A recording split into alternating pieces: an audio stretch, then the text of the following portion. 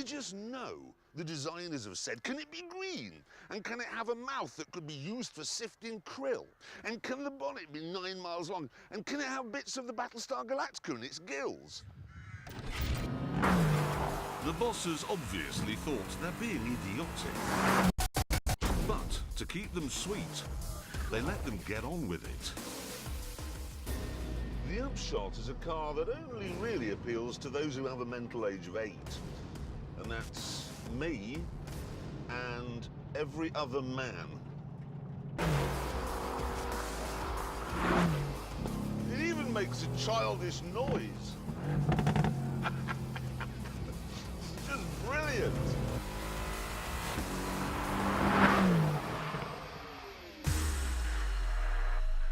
Unfortunately, however, because the stylists were allowed to do what they wanted, the engineers then stuck out their bottom lips and said they wanted a free hand too.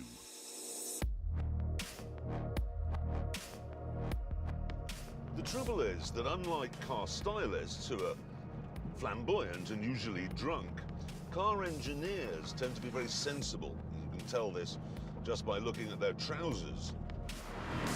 So they fitted this with all sorts of sensible stuff. It's got a flap, for example, which lowers itself from the bottom of the car when you're going quickly to reduce the air pressure down there.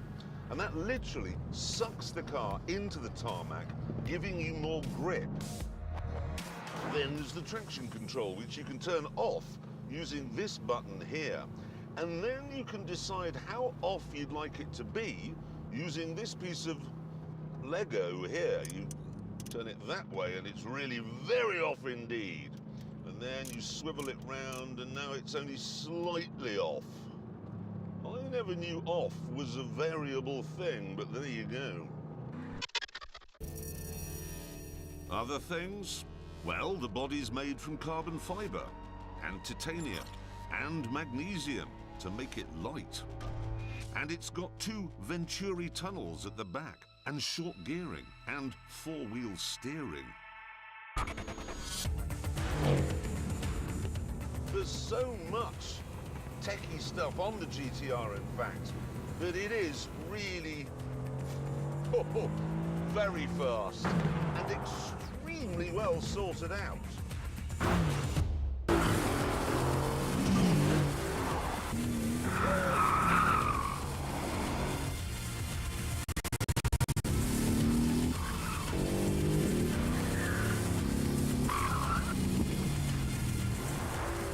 Turn-in, thanks to the 4-wheel steering, is incredible. And when you go through Dental Care Swindon, run by dentists for patients, it's like a small and very eager dog.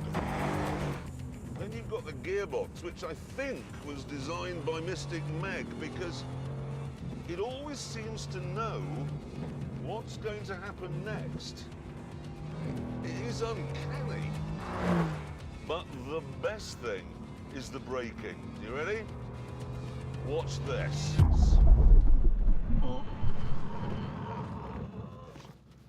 Has my face actually come off? It has, hasn't it?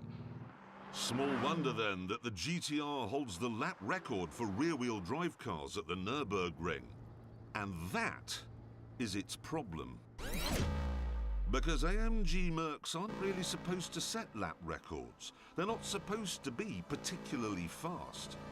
You buy an AMG Merc because you want it to do this. Make a lot of noise while sliding through a cloud of its own tyre smoke.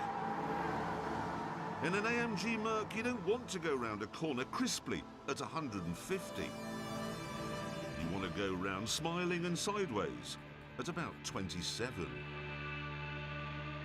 And there's another thing too. The engine.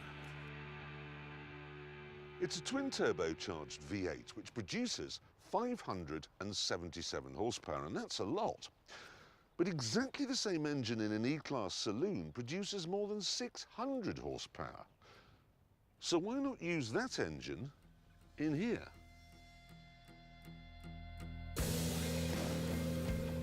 The only possible reason is that soon there'll be a more powerful, even faster version of this car. So why buy this one now? It's a good question. I wouldn't.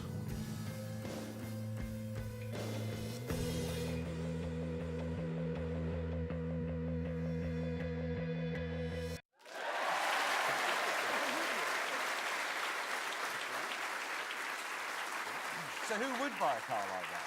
I don't know, I've never met anyone who I think would like that car, would want to buy it. Never. Besides all that, though, if you want something that feels like a Porsche, why not buy, say, a Porsche? Because Porsche are really good at making Porsches. They are. Yeah. They are. They're so good at making Porsche, in fact, that since you filmed that, their new GT2 has gone around the Nürburgring faster than the GTR. Do you know the worst thing is, OK, that's the first time I've ever filmed an AMG Merc and finished the day on the same set of tyres I started with. And I don't like that. I want an AMG Merc to eat its own feet in every single corner. That's the point of it. Yeah. Anyway, if you are the sort of person who wants to buy a shouty lime green car that looks mad but actually isn't, then you'll probably want to know how fast it goes around our Ebola drone. Yeah, now last year that would have meant handing it over to the American. But we're not using him anymore because he didn't like coming to England. And because you all hated him. Well, that too. A bit. But the point is, we needed a replacement. We needed a new driver, and we've spent the last 9 months auditioning everyone we could think of, former F1 drivers, rally drivers, stunt drivers, test drivers, until we ended up with the fastest. And here she is. Right, here we go. And she's off. Tidy start, no wheel spin, full power from the twin-turbo V8 to the first corner. Will she lift? No, it didn't sound like she did. Right, second corner, balancing the car nicely. God, that thing looks planted. Right, here we go. This is the tricky bit. Let's have a look how she's getting on round here. Oh, that thing looks planted and quick. And she's on the raggedy edge on the down changes. Michelin's squealing in pain, but that is, let's have a look. Yep, inch perfect. Now, back onto the isn't. She really has only one throttle position here, and it is in the carpet.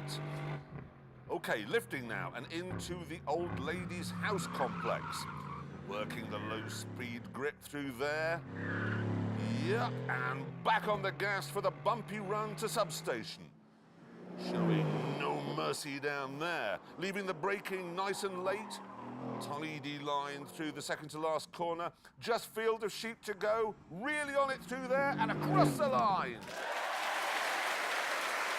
That was an impressive lap, but let's see how fast it was. Here we go. Past the dirts, quicker. Yes! Bloody hell. 1:18.7. That is quick. Yeah, it is, and she is an incredible driver. No, she's a phenomenal driver. Absolutely phenomenal. We are